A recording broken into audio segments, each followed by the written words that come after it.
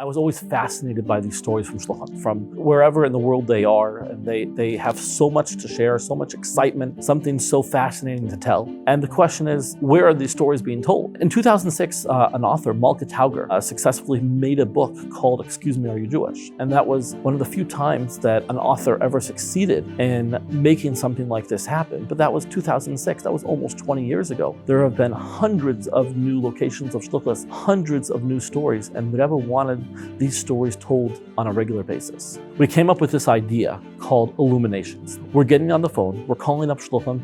Hey, look, we want to hear your stories. We want to hear what it is that you do.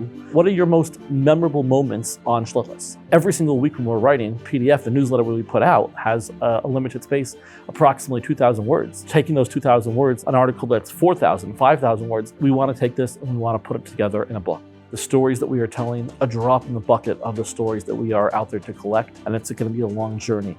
But as we collect these stories, we want to share them, we want to publish them because they are an inspiration to Jews all over the world and the journey that Jews are taking in their return to Hashem. One of the most telling parts of this whole project is a pasuk that the Rebbe quoted.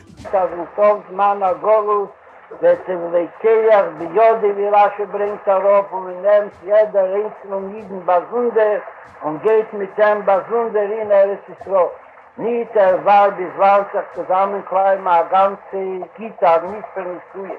Und danach wird sie alle mit zusammen die Basachas finden, sagt nehmt zurück zu Echad, erklärt Einzigkeit.